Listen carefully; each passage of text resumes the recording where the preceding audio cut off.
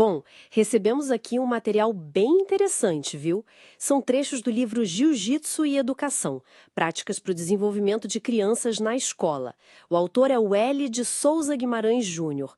Ele é pedagogo, educador físico, tem pós em treinamento de artes marciais mistas e, olha, mais de 6 anos de prática mesmo de tatame no Jiu-Jitsu. A ideia central do livro, pelo que eu pude entender, é bem essa: aplicar os princípios do jiu-jitsu, mas lá na escola, sabe? Focando no desenvolvimento das crianças.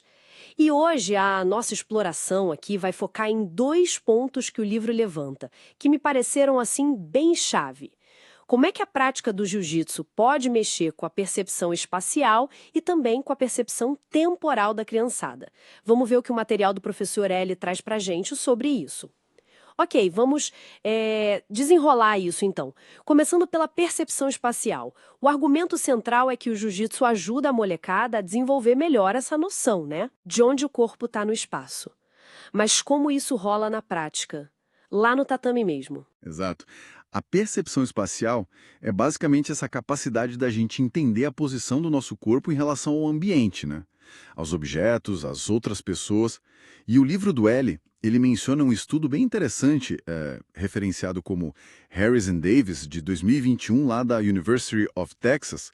Esse estudo observou o seguinte: atividades físicas que exigem movimentos coordenados, complexos e, vamos combinar, o jiu-jitsu é um prato cheio disso, né? Sim, total. Então, essas atividades geraram melhorias bem significativas na percepção espacial e na capacidade de orientação das crianças que praticavam. Ah, então não é só se mexer por se mexer. É tipo a qualidade do movimento, a complexidade que faz a diferença para essa percepção. Precisamente. O fascinante aqui, e é algo que o material do livro parece destacar bem, é como essa necessidade constante de, sabe, navegar o espaço tridimensional durante a luta. Quer dizer, escapar de uma posição, controlar o colega, se mover no chão, tudo isso funciona como um baita treinamento cognitivo. É intenso. Faz sentido. A criança tem que calcular distância, ângulo, a posição do próprio corpo, do corpo do outro, e tudo isso assim em tempo real. É quase como se ela estivesse calibrando um GPS interno, sabe? Enquanto se movimenta e interage fisicamente. O ato físico da luta se traduz direto numa habilidade cognitiva espacial mais apurada. Entendi. É um aprendizado que acontece pelo corpo mesmo, pela ação. Bem interessante. Ok, então se o jiu-jitsu ajuda a refinar essa noção de onde o corpo está e como ele se move, como é que fica a questão do quando agir? Porque o livro do Reli também fala da percepção temporal. Certo? Isso eu achei curioso. Como é que uma luta pode treinar algo como a noção de tempo? Sim, e esse é outro ponto super relevante que o livro explora, né? A percepção temporal, ela vai além de só saber ver as horas no relógio, né? Envolve sentir o ritmo das coisas, antecipar durações, sincronizar as ações, o famoso timing. Ah, o timing. Claro, Exato. E o material faz referência a uma pesquisa que saiu no Journal of Cognitive Neuroscience, Lee e colaboradores, de 2018. Essa pesquisa sugere que esportes que demandam essa precisão temporal podem sim aprimorar a capacidade de percepção do tempo e até o ritmo cognitivo das crianças. E no jiu-jitsu, onde entraria essa exigência de precisão temporal de forma tão marcante assim, a ponto de treinar essa percepção? olha, pensa na dinâmica da luta em si. Existem momentos muito específicos para aplicar uma técnica, né? Aquele instante certo para fazer uma defesa, antes que o colega consiga estabilizar uma posição, por exemplo. Ou a necessidade de controlar o ritmo da luta. Às vezes você acelera, às vezes você cadencia mais. Sim, controlar o ritmo é fundamental. Pois é. E até mesmo segurar uma posição por um certo tempo exige uma noção de duração.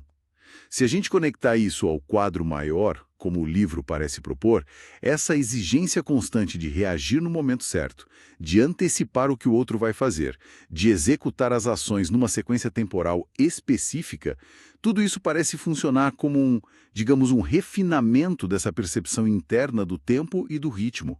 A criança aprende meio que a sentir o fluxo do tempo ali, na ação. Nossa, faz todo sentido agora. Então, o que tudo isso significa, assim, olhando para a proposta geral do livro do professor Eli? Parece que o jiu-jitsu, quando ele é aplicado nesse contexto educacional que o livro sugere, ele oferece bem mais do que só o benefício físico ou a disciplina, né? Ele estaria atuando como uma ferramenta para lapidar duas funções cognitivas que são essenciais: como a criança se localiza e se move no espaço e como ela percebe e usa o tempo. É isso? Exatamente. Resumindo o que esses trechos do livro e as pesquisas que ele cita parecem indicar, a prática do jiu-jitsu surge como um meio, assim, bem potente para aprimorar as duas coisas. Tanto a noção de espaço, essa consciência corporal, a orientação espacial, quanto a noção de tempo, o timing, o ritmo, a sincronia. Uhum. São habilidades cognitivas fundamentais que estariam sendo treinadas ali, sabe? De forma integrada, dinâmica lá no tatame. É quase como um treino cognitivo, só que disfarçado de luta de brincadeira. Uma visão que realmente amplia bastante o papel que uma arte marcial pode ter no desenvolvimento infantil, né? Dentro da escola, principalmente focando nesses aspectos da percepção. Sem dúvida. E isso nos deixa com uma reflexão interessante, pensando nessa análise do material do Elio Guimarães Júnior. Se esses movimentos estruturados, essas interações lá no tatame do jiu-jitsu, parecem ter um impacto tão claro no desenvolvimento da percepção espacial e temporal das crianças, que outras atividades do dia a dia, talvez bem menos óbvias ou menos estruturadas, poderiam estar assim silenciosamente treinando essas mesmas capacidades cognitivas que são tão essenciais. Onde mais, fora do tatame ou talvez fora de atividades esportivas mais formais, esse aprendizado sobre espaço e tempo pode estar acontecendo sem a gente nem perceber? Fica aí a pergunta, né?